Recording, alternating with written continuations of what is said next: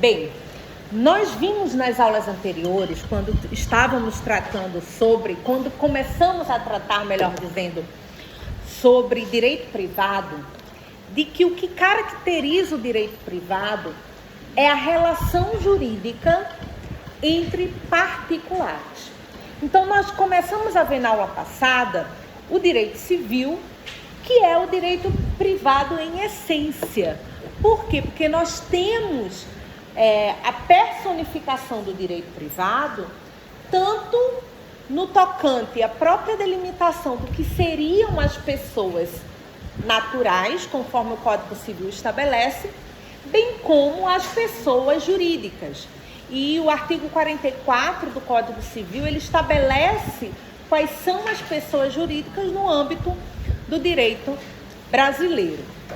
E nós temos a previsão lá das entidades, das associações, temos das entidades religiosas, temos dos partidos políticos. E uma das peculiaridades das pessoas jurídicas, até pela importância social e econômica que elas têm no universo do direito, nós temos, pelo próprio ordenamento jurídico, um tratamento específico, um tratamento diferenciado de quando nós tratamos das sociedades empresárias e também da figura do próprio empresário no ordenamento jurídico, em especial no âmbito do direito privado. E o nosso objetivo hoje com vocês é justamente trazer esses conceitos fundamentais do direito empresarial, abordando temas como empresário, que é a configuração do empresário hoje no nosso Código Civil, o que são as sociedades empresariais. Vamos falar um pouquinho aqui de títulos de crédito e também sobre falência e recuperação judicial e extrajudicial, a Lei 11.101. Então, antes de tratar com vocês, eu queria começar definindo o que é o direito empresarial e a sua importância, não só para a sociedade, mas em especial para a economia. Por quê? Porque são as empresas hoje que personificam, enquanto agentes econômicos, aqueles meios, as instituições que vão, através de uma atividade específica, procurar atender às necessidades humanas a partir da produção de bens, da prestação de serviços. Ou seja, são as sociedades empresárias, são os empresários que tomam para si o exercício da atividade econômica para a produção de bens e prestação de serviços. Lembrando que em uma sociedade capitalista, sempre com o intuito de lucro. Então, destacamos o direito empresarial porque o próprio ordenamento se ocupou de determinar normas jurídicas, ou seja, regras de condutas e princípios que regulam a atividade empresarial. E o Código Civil traz o que é atividade empresarial. O conceito de empresa no Código Civil, ele é um conceito que olha a atividade econômica organizada para a produção e circulação de bens e serviços, conforme estabelece lá o artigo 965 do Código Civil.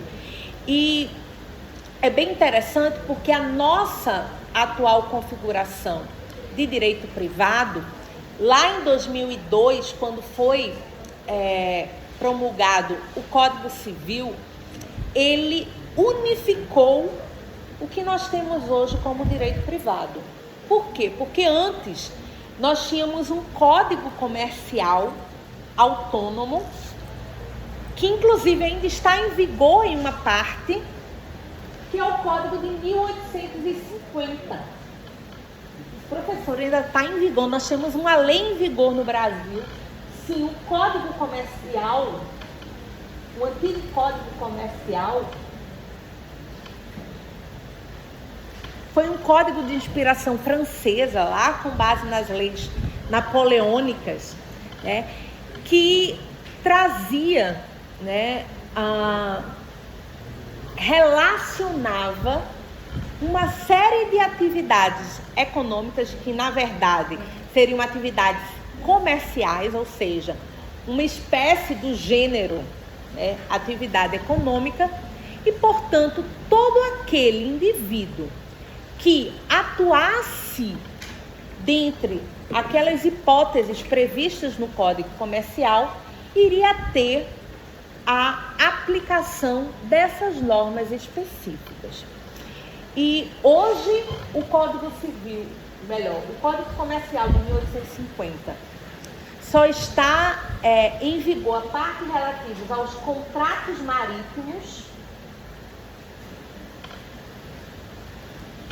ou seja, os contratos comerciais que envolvem o transporte marítimo, mas, né, ainda está em vigor. E é bem interessante a gente salientar, por quê? Porque, para a gente entender a atual configuração hoje do direito empresarial, a gente precisa voltar um pouquinho e entender o que era o direito comercial.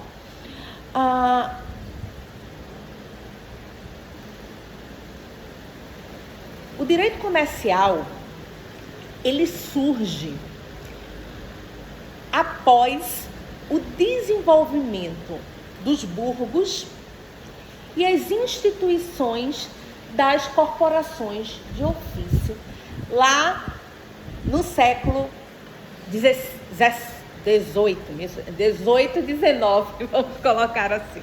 Na verdade, já começa, né, com o próprio mercantilismo, a classe burguesa ela já começa a crescer, já começa a florar, mas em especial no século XVIII, quando começam as revoluções políticas em toda a Europa, mas em especial a Revolução Francesa, e aí a classe burguesa, ela além da força econômica, ela passa também a ganhar força política, já que encabeçara todo esse movimento. As corporações de ofício eram instituições que agregavam, associavam determinadas características, determinados grupos econômicos em especiais, aqueles ofícios específicos, e não somente tinha uma função de estabelecer processos racionais de produção de determinadas atividades econômicas, mas também tinha uma função de regulamentar e de solucionar conflitos que envolviam determinadas categorias de ofícios, vamos colocar assim de forma meio mais primitiva no que tange às normas empresariais. Então, como era que funcionavam? Determinados grupos econômicos, então, contratos que envolviam produtores de um determinado bem específico, ou agricultores, ou artesãos, levavam as suas demandas para as corporações às quais eles estavam matriculados, e a partir daí existiam os conselhos, né, de cônsules. A ideia a formação era realmente de cônsules que acabavam decidindo as demandas que surgiam entre aqueles determinados grupos a qual estavam matriculados. Então, o direito comercial, na sua primeira fase, ele tinha essa característica subjetivista, onde o direito só era aplicado para aqueles indivíduos que eram matriculados, que pertenciam às corporações de ofício. E eles mesmos aplicavam, não somente diziam quais eram as regras, mas eles mesmos aplicavam as regras para os seus participantes. Então a gente pode dizer que essa primeira fase ele era muito subjetivista e corporativista.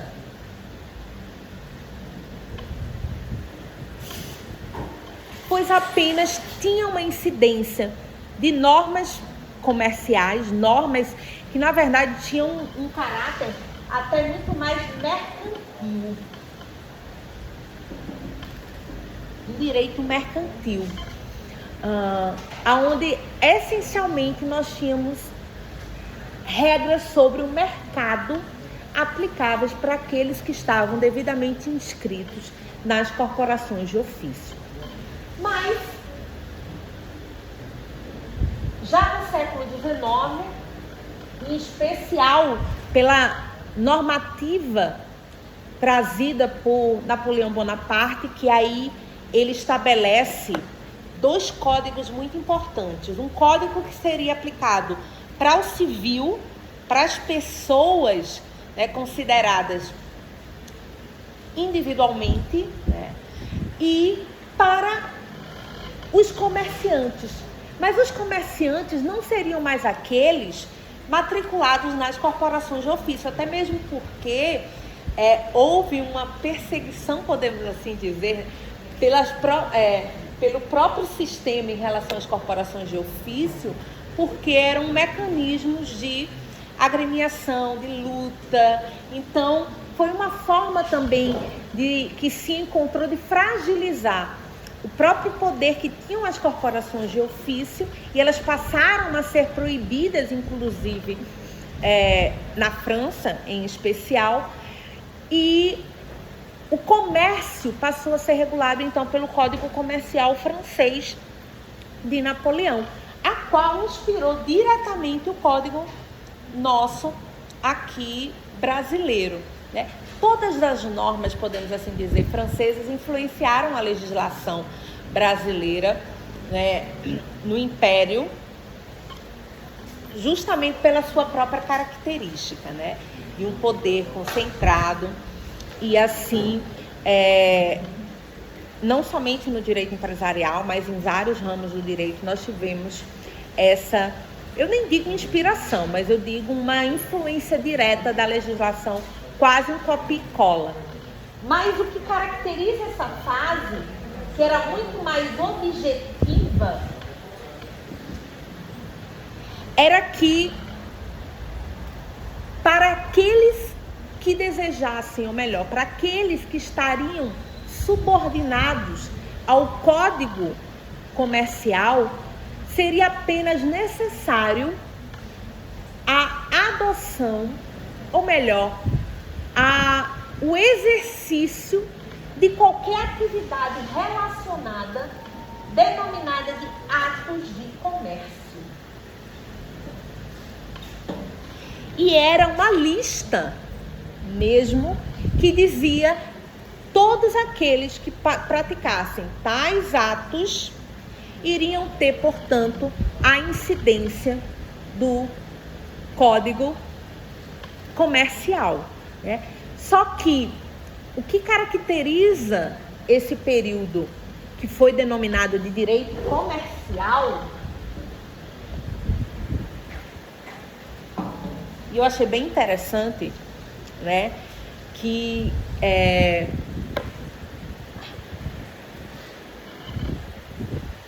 desde 2002 nós tivemos no Brasil a adoção da teoria da empresa. E com a adoção da teoria da empresa, toda a nomenclatura de direito mercantil, direito comercial, passou a ser ultrapassada, porque o Código Civil, ao adotar a teoria da empresa, tornou muito mais atual a nomenclatura direito empresarial.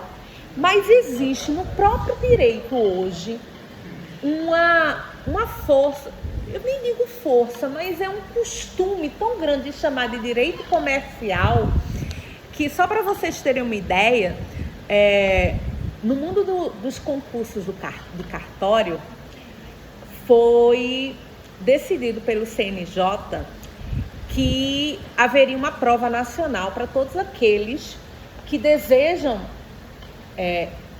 eu digo, é um Enem para quem quer fazer concurso para cartório. Como foi feito também para a magistratura, que já está, eu acho que na 2ª edição, do que é o Exame Nacional da Magistratura, e criaram um Exame Nacional de Cartório. E a gente vai ver porque a parte de direito empresarial é muito forte, a cobrança, em especial por causa dos títulos de crédito, mas também por causa de registro de empresas, das próprias atividades, os contratos empresariais também terem muita importância para esse segmento. Mas lá na decisão do CNJ, quais seriam as disciplinas que iriam compor esse Exame Nacional do Cartório, colocaram direito comercial lá na... Eu fiquei pensando, minha gente, em 2024 ainda se fala em direito comercial, uma instituição como o Conselho Nacional de Justiça, né? Mas, semana passada, decidiram, não, vamos atualizar, e por incrível que pareça, na reunião, botaram em pauta a decisão, vamos retirar o termo direito comercial e denominá-lo de direito empresarial. Porque hoje a empresa tem como base não somente atos elencados de comércio. Hoje a empresa, ela é toda atividade econômica que envolve tanto produção quanto prestação de serviço. E a prestação de serviço não era elencada como ato de comércio, como passível de aplicação de normas de direito empresarial. Então, desde então, nós temos, né, o direito empresarial com essa percepção de que se há uma atividade econômica organizada para produção de bens e prestação de serviços, alarga o âmbito de atuação desses institutos. E é interessante porque existe muita discussão no âmbito de atuação desses institutos. Eu não sei se eu comentei aqui com vocês de que houve uma alteração em 2000, agora eu não vou me recordar se foi 2021 ou 2022, com a possibilidade de criação das sociedades anônimas de futebol. Já falei aqui com vocês? Vocês sabem o que são as sociedades? Já ouviram falar de SAF? Já? Sociedade Anônima de Futebol. Primeiro, vamos falar um pouquinho antes, como eram formados os clubes de futebol. Clubes Regatas Flamengo, Associação Atlética Mineira, né? Parece que todos esses clubes de futebol eram pessoas jurídicas basicamente formadas através de associações.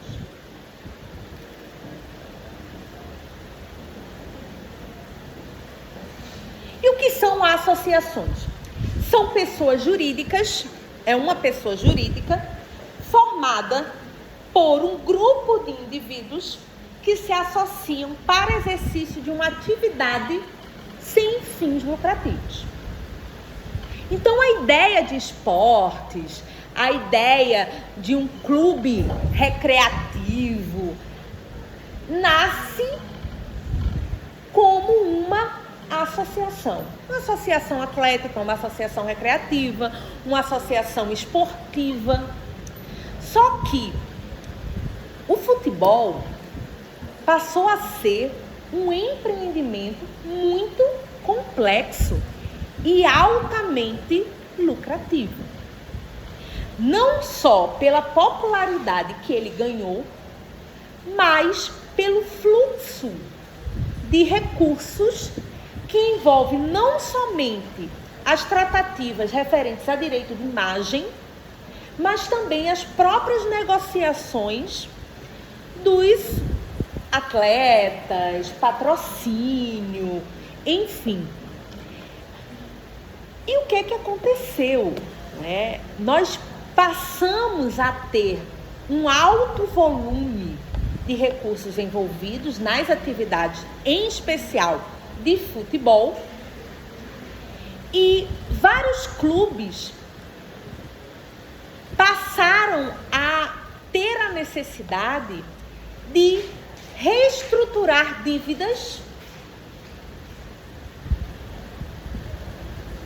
e propor um planejamento de recuperação conforme prescreve a Lei 11.101, que é destinada para recuperação judicial, recuperação extrajudicial e falência de empresas. E se você for analisar, essa lei é uma lei de direito empresarial que se aplica para empresários e sociedades empresariais. Só que, na prática, eles começaram a entrar na justiça com pedidos de planos de recuperação judicial. Por quê? Porque eles deixaram de ser essas associações recreativas e, apesar de ter um formato jurídico de associações, na prática eram empresas que exerciam uma atividade econômica de entretenimento, se você for colocar na ponta do lápis, né? O serviço que eles prestam é um serviço de entretenimento. E alguns juízes chegavam e diziam, não, realmente, de fato, quando a gente vai analisar todos os pressupostos, ali eu tenho uma atividade econômica organizada conforme prescreve o Código Civil para análise da empresa. Mas aí outros chegavam, mas juridicamente, formalmente falando, eu não tenho sociedades empresárias, eu tenho associações. E juízes concediam a recuperação judicial, outros juízes não concediam a recuperação judicial. E aí, com isso, ficou uma insegurança jurídica, né, diante dessas incertezas, em especial aplicado para os clubes de futebol. Então, se eu não me falha a memória, foi em 2021. Foi feito um projeto de alteração do Código Civil e tanto quanto a possibilidade dos produtores rurais se tornarem sociedades empresárias, também foi dado a opção para que os clubes de futebol, e apenas futebol, por isso que deram esse nome, Sociedade Econômica de Futebol, SAF, né, os clubes pudessem se transformar em sociedade anônima de futebol, sociedade anônima, portanto, um tipo societário essencialmente empresarial, com o objetivo de receber toda a tutela normativa também do âmbito empresarial. E isso, gente, vem acontecendo em vários segmentos. Só para vocês terem uma ideia, tem uma universidade privada, que inclusive tem, isso são várias, mas lá no Rio de Janeiro, chamada Universidade Cândido Mendes. É um grupo que é uma pessoa jurídica associativa, é uma associação para fins educacionais. Nós temos também fundações que, por mais que o objetivo não tenha um intuito lucrativo, na prática a gente percebe que não há dúvida, né, desse ímpeto, desse objetivo de ter a lucratividade que é próprio das sociedades empresárias. Então, com isso,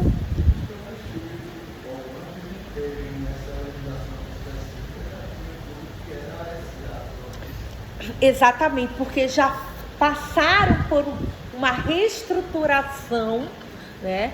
E aí, se você... professora, mas qual é a vantagem de você se tornar um SA? Em primeiro lugar, é importante...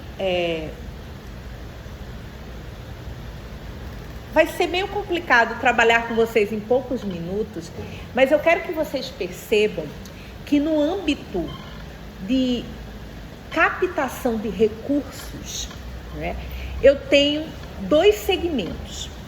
Eu tenho um mercado de crédito, e o crédito eu estou falando de instituições financeiras que emprestam mediante juros. E um outro mercado que eu tenho é o mercado de capital. E esse mercado de capital, esse capital que eu estou falando, está relacionado a valores mobiliários. Ou seja, sociedades empresárias anônimas que emitem títulos mobiliários com o intuito de investirem nessas sociedades anônimas. Então pense, eu sou uma sociedade anônima, eu tenho duas saídas. Ou eu posso ir no banco, pegar empréstimo para ter capital e pagar juros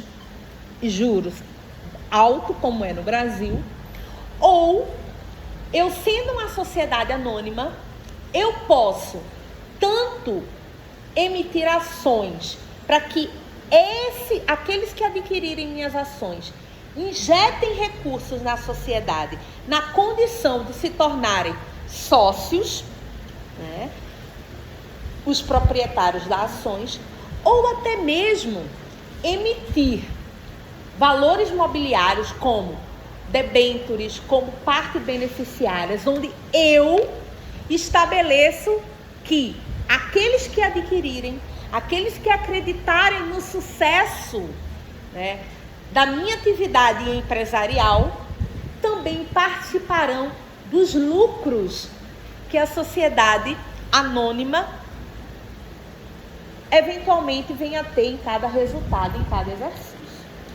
E aí, os valores, né, esses valores mobiliários, esses títulos que são emitidos pelas sociedades anônimas, é muito interessante. Por quê? Porque a ideia primeira do time de futebol, do clube de futebol, passa por aquele aspecto quase que afetivo, né? Você tem o seu clube de preferência, né? Então você quer que seu clube se dê bem e muitas vezes você vai investir aí, seja sócio, torcedor, invista no seu time, adquira isso. E o fato de ser uma sociedade anônima materializa isso, mas através de institutos de direito empresarial, como a emissão de debêntures, né, de futebol, que é uma das hipóteses previstas na legislação empresarial para isso. Então você acaba investindo, né, no seu clube de futebol hoje através de um instituto de direito empresarial referentes às sociedades anônimas, né? Então, são mecanismos que foram criados especificamente para as sociedades empresárias e que não eram, né, aplicáveis e que passaram a ser a partir do momento. Então, já teve clubes que se anteveram e decidiram pela transformação e pela própria criação, né, de uma sociedade anônima com esse objetivo. Por isso que nós tínhamos já. Então, foi dado a partir de 2021 a possibilidade de transformação dessas associações em sociedades anônimas de futebol. E o Código Civil, ele é muito específico, não se aplica para times de vôlei, por exemplo, times de outras modalidades esportivas. É essencialmente para times de futebol, pela particularidade que é a cultura brasileira, né? E a importância que o futebol exerce na cultura brasileira. Então, basicamente, hoje a gente percebe que além da lei, nós temos a jurisprudência, ou seja, as decisões dos tribunais ganhando cada vez mais importância na configuração e na aplicação do próprio direito empresarial. Então, essa alteração, né, em relação aos times de futebol já revela isso. Além do mais, nós temos também, como trouxe para vocês, várias associações educativas, né, educacionais, melhor dizendo, também se transformando, melhor dizendo, não se transformando, tendo a possibilidade de aplicação desses institutos, não das debêntures, né? Mas em especial da recuperação judicial e extrajudicial, para assim configurar, e da própria doutrina, né? E quem são os doutrinadores? São os pensadores, são aqueles, né, que acabam identificando essas particularidades de instituições do direito brasileiro que, portanto, poderiam ser passíveis de aplicação dos institutos normativos da legislação de direito empresarial.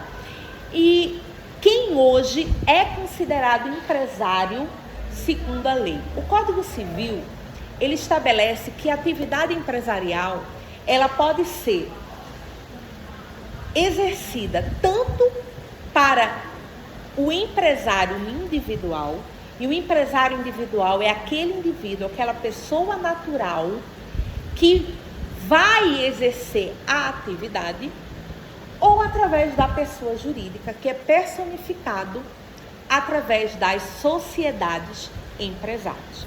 Então, o requisito legal para você ser considerado empresário no Brasil é, em primeiro lugar, ter a capacidade civil de fato, né, você poder contrair deveres e direitos no âmbito civil, ser maior de 18 anos, né, e não ter nenhuma incapacidade, né. O segundo requisito é não estar impedido legalmente para o exercício da atividade empresarial. Por quê? Porque nós temos determinadas profissões, a exemplo do servidor público, que não é possível o exercício da atividade empresarial. É possível você adquirir, ser sócio de empresa, ou seja, ser detentor de cotas de uma limitada, por exemplo, ou ser detentor de ações de uma sociedade anônima. O que não pode é ele exercer a atividade empresarial, ou seja, ser um sócio administrador, ser um empresário individual. Então, e além disso, um requisito que para um empresário individual é considerado um requisito de regularidade e para a sociedade empresária é um requisito de constituição, é o registro na junta comercial dos atos constitutivos, né? Então, vocês podem questionar, professora, mas o que é então um MEI, um microempresário ou a empresa de pequeno porte? Na verdade, essas especificações, né, essas conceituações são regras fiscais de enquadramento ou do empresário individual ou da sociedade empresária em um determinado patamar, geralmente que envolve um faturamento, né, como por exemplo a microempresa é aquela que tem um faturamento anual até 360 mil. A empresa de pequeno porte é aquela que tem um faturamento de 1.400.000. Então, quem está nessa classe, né, e o empresário individual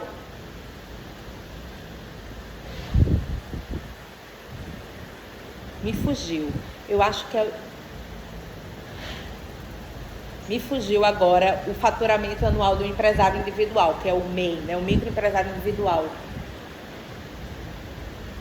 Eu tô aqui na cabeça do que era antes o EIRELI, se era 78 mil, agora, mas com um faturamento específico, depois vocês pesquisam. Oi? Do MEI parece que é 40 mil. Se vocês tiverem curiosidade, alguém puder procurar. Quanto? 81 mil. Pronto, eu estava em dúvida se era 78, se era porque parece que o EIRELI antes era 78 mil. Enfim, esse enquadramento é para favorecer, não vou colocar favorecimento, mas um tratamento favorecido, que essa é a nomenclatura que a Constituição utiliza, né, tanto a nível creditício, quanto a nível de burocracia administrativa, quanto para recolhimento de impostos dessas categorias de empresários, ou seja, empresários individuais e sociedades empresárias, tá certo? E dessa forma, essas obrigações, né, escrituração de livros contábeis, registro na própria junta comercial ou um registro simplificado online, como acontece com o MEI, todos esses acabam sendo instrumentos de uma maior inserção, até mesmo porque dentro desses segmentos nós temos a grande maioria das empresas no Brasil. Então foi dado a essas empresas um tratamento favorecido pelo próprio texto constitucional, com o objetivo não somente de facilitar o exercício da atividade empresarial, mas também de manutenção dessa atividade empresarial, já que mesmo assim nós temos um índice altíssimo, né, de liquidação de empresas nos 2 primeiros anos de funcionamento dessa atividade empresarial, certo? E o que são sociedades empresariais? Eu falei que associações é um grupo de indivíduos que se associam com o objetivo do exercício de uma atividade que não tenha fins lucrativos. Quando a gente fala de sociedade empresarial, eu já tenho, né, a associação de pessoas com o objetivo lucrativo no exercício da atividade econômica de produção e circulação de bens e serviços. E hoje, na atual configuração do Código Civil, eu falo atual configuração porque nós já tivemos outros tipos societários e de pessoas jurídicas, né, que assim envolvem. Nós temos a possibilidade de sociedades empresárias ser exercidas por sociedade limitada, né, sociedade anônima, nós temos a sociedade em comandita simples, a sociedade em comandita por ações, e nós temos a sociedade em nome coletivo. São os 5 tipos societários possíveis no Brasil, mas não tenha dúvida, quase que a totalidade hoje, até mesmo pela possibilidade de você ter a sociedade limitada unipessoal, o principal tipo societário adotado no Brasil são as sociedades limitadas. E as sociedades limitadas são aquelas que restringem a responsabilidade dos seus sócios ao capital incorporado, integralizado para o exercício daquela atividade, né? Então, o ato constitutivo dessas sociedades se dão através de contrato social, onde prevalece a ideia do que a gente chama do affectio societatis, né? Que é o objetivo de se criar uma sociedade para cada um com as suas particularidades, uma sociedade de pessoas para o exercício da atividade empresarial. Mas também nós temos, como por exemplo, as sociedades anônimas, aonde através de um ato constitutivo, e é bem interessante porque a depender do tipo de sociedade anônima que vai ser criada, né, nós temos basicamente 2 tipos de sociedades anônimas. As sociedades anônimas fechadas, né, que são aquelas onde eu tenho, apesar de ainda ser complexo e regulamentada pela Lei 6.404, 73,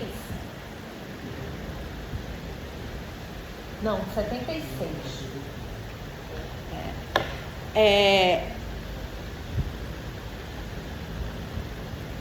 O ato constitutivo dela, ou seja, a própria criação, se dá por aquele grupo detentor das ações que são divididas entre si.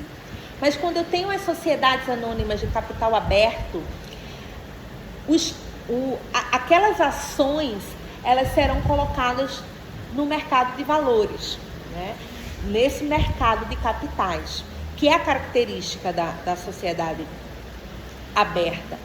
E para tanto, para que uma sociedade anônima ela possa, né, apresentar seus títulos a serem negociados no mercado de capitais, ela precisa de autorização da Comissão de Valores Mobiliários, né, da CMV. Eu falo assim porque às vezes são tantas siglas, né, que a gente acaba, que é uma autarquia, né, especial criada com o objetivo, né, de regular esse comércio, né, essa emissão de títulos, de debêntures, de ações. E é bem interessante, por quê? Porque esse comércio, ele ganha uma importância tão grande que, além do próprio balcão e da negociação desses títulos através das corretoras de valores, né, é criada uma instituição que hoje é uma SA,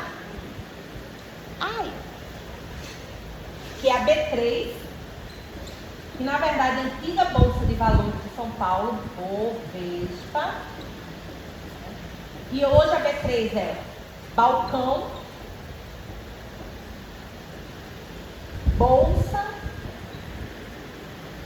Brasil, aonde entidade privada, em que se cria, na verdade, um ambiente de negociação entre as corretoras desses títulos mobiliários, ou seja, de ações, debêntures, partes beneficiárias que ali são negociadas, né? E só para... É muita informação para uma aula tão curtinha, né? Mas só para vocês terem uma ideia, existem dois universos quando a gente fala de mercado de ações, né? Nós temos o universo da venda de ações da empresa diretamente para o adquirente daquela ação, né? Que passa a ser aquele que paga o preço de emissão das ações ou das próprias debêntures. Mas eu tenho também um comércio secundário, que é aquele das próprias negociações das ações com compradores secundários, terciários, e onde há o próprio fluxo de negociações das ações, né? Então, quando a gente tem uma valorização e uma desvalorização das ações, a depender de próprios acontecimentos do mercado financeiro propriamente, eu acho bem interessante, só a título de ilustrar. Eu não sei se vocês já assistiram uma série da HBO, Succession, né? Que é sucessão em inglês, né? E ela é uma série que trata de uma sociedade empresária norte-americana. É ficcional, né? Mas só para ilustrar, de comunicação, do ramo de comunicação, né? E a gente sabe que é uma sociedade anônima pelos próprios institutos. Tem a Assembleia Geral, que aí define quem vai ser o CEO, que na figura é o diretor, né? Seria o diretor da sociedade anônima ou administrador geral da sociedade anônima. Então, dessa forma, né, você consegue enxergar alguns institutos desse universo, e que cada acontecimento, né, uma denúncia de assédio às ações da empresa baixam. Por quê? Porque as ações das empresas estão diretamente relacionadas com o sucesso empresarial. E aí, se eu tenho uma situação, seja a título de mercado, seja a título até do próprio governo, só para vocês terem uma ideia, eu achei muito interessante de que uma das preocupações em termos de mercado são a segurança jurídica que seria gerado pelo cumprimento das metas fiscais pelo governo. Eu achei muito interessante que algumas semanas atrás o presidente Lula, né, deu uma declaração em um determinado dia, falando que eu vou ser bem singela, eu não vou saber dizer, mas a ideia era de que era muito mais importante investir em programas sociais do que cumprir a meta fiscal, por exemplo. Aí no outro dia as ações brasileiras, né, das empresas brasileiras. Por quê? Porque qual seria a ideia? Né? Eu vou me desfazer das ações do Brasil, das empresas brasileiras, por quê? Porque vai ter aumento de impostos, porque se não vai ter cumprimento da meta fiscal, então, para vocês verem como isso acaba impactando, né, o mercado como um todo. E no outro dia seguinte, eles, não, mas é importante cumprir as metas fiscais, aí volta a subir as empresas. É muito interessante porque é um segmento bem complexo, mas que, e vocês com certeza daqui para frente vão estudar até com muita mais propriedade para entender a dinâmica das disciplinas referentes a mercado financeiro, dentre outros, e como funciona, mas está intimamente ligado, né, ao direito empresarial, em especial às possibilidades previstas na Lei 6.404 da emissão desses títulos pelas sociedades empresárias, certo?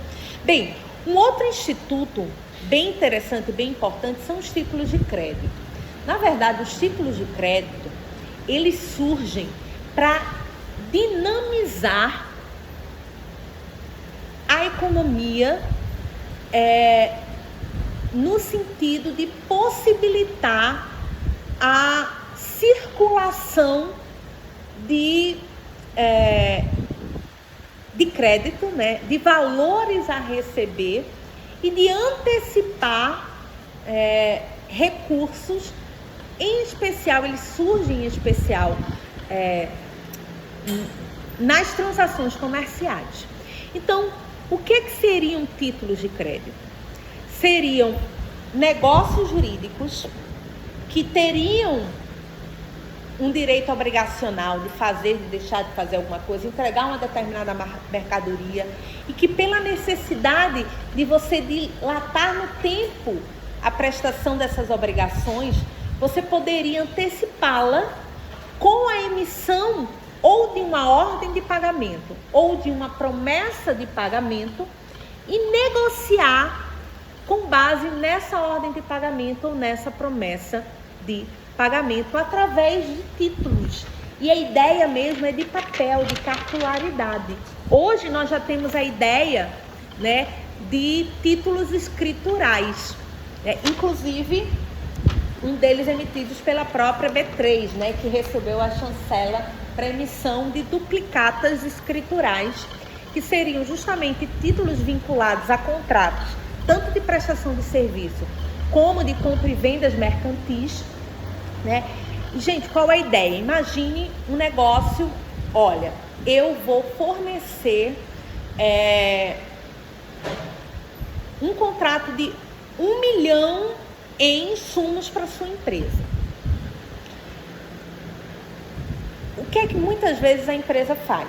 Ela compra seus insumos, né? Busca fabricar aqueles produtos, vender aqueles produtos para ter o recurso suficiente para pagar aqueles contratos.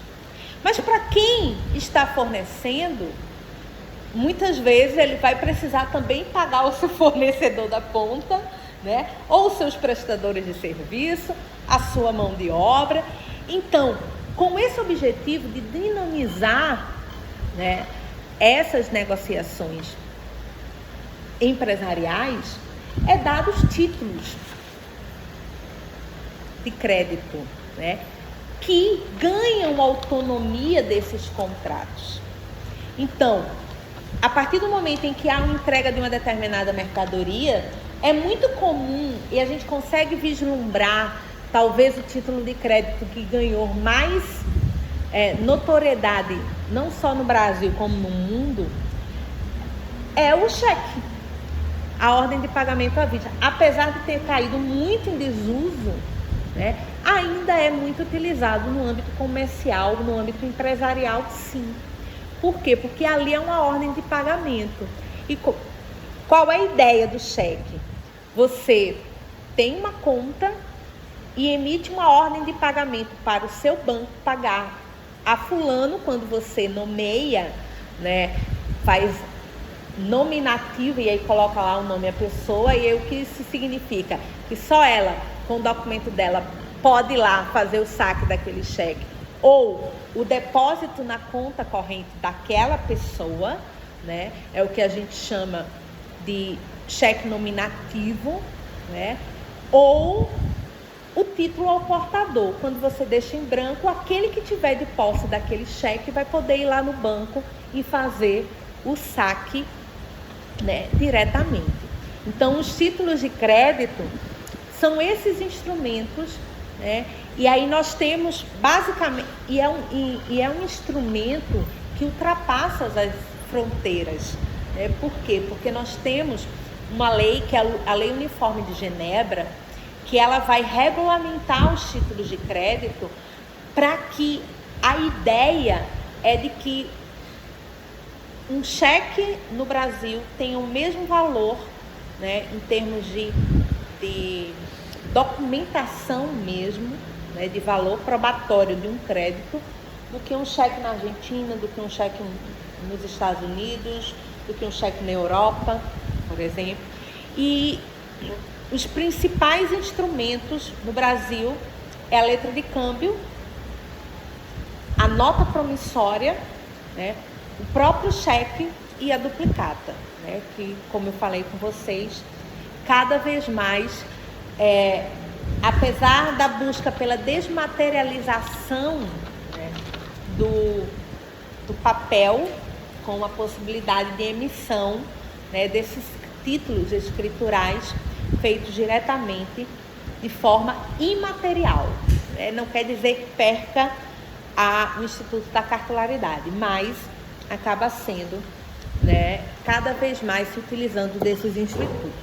E nós temos outros títulos de crédito também muito comum, como cédula de crédito rural, cédula de crédito rural, cédula de crédito bancário, né? Quando a gente toma um empréstimo junto ao banco, geralmente o título de garantia correspondente, o título de crédito melhor correspondente, seria as cédulas de crédito, dentre vários outros que nós conhecemos e utilizamos bastante no Brasil. Mas, em especial, para o direito empresarial, seria a letra de câmbio, o cheque e a duplicata, que são ordens de pagamentos, e a nota promissória, que é uma promessa de pagamento. Nem sei se hoje ainda se utiliza tanto, mas antes, né, nota promissória vendia em papelaria, né?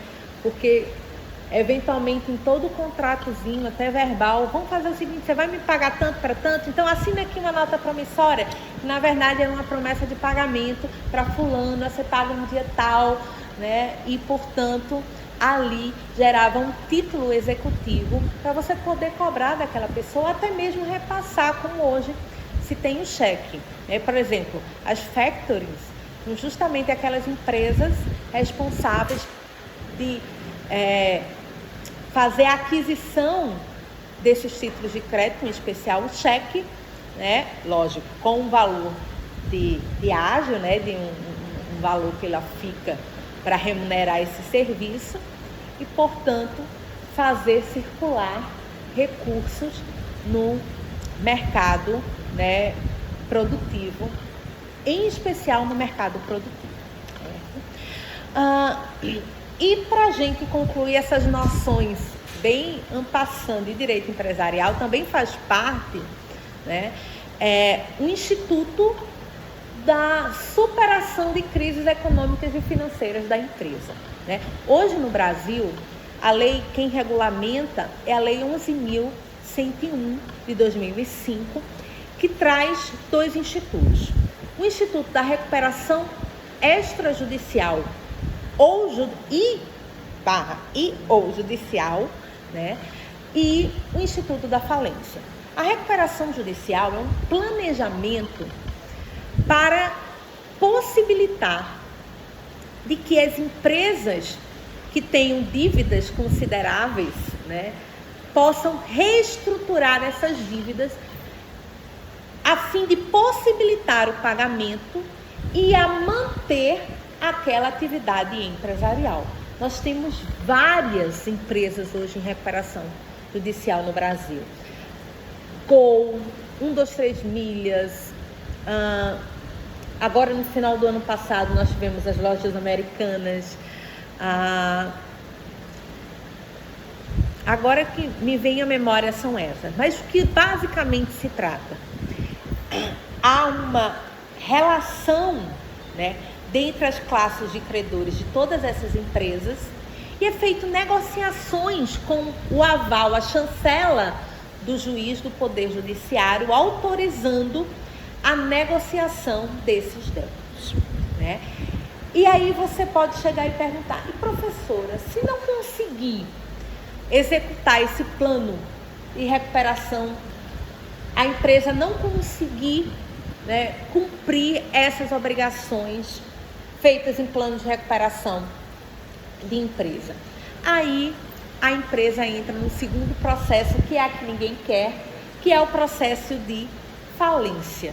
E a falência ela ocorre, né, quando a empresa chega a um estado de insolvência, ou seja, que não tem a capacidade, pelo exercício da atividade empresarial, de sanar esses débitos e, portanto, se faria necessário, para equacionar essas dívidas, a venda do seu patrimônio e eventual liquidação daquela atividade empresarial, né? Esse é o processo de falência, que é dado de forma judicial, né, através de todo um procedimento e que precisa, né, observar uma série de requisitos. E um desses requisitos que é feito pelo juiz é a designação de um administrador judicial.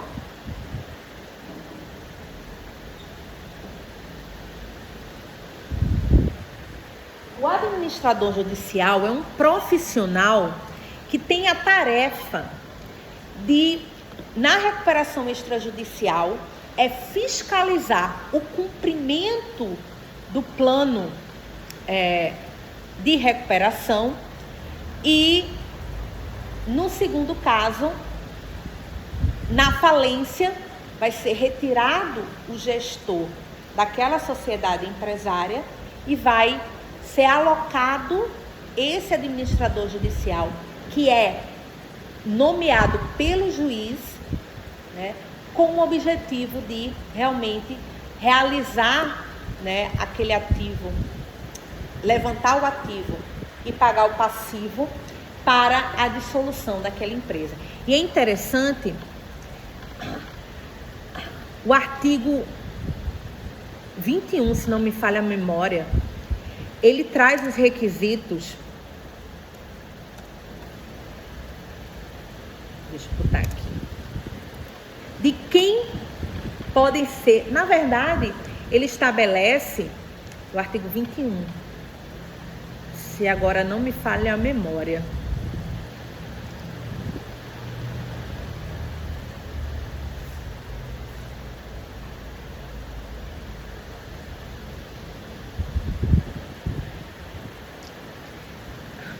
Ele diz quem é que pode ser administrador judicial. Exatamente, o 21.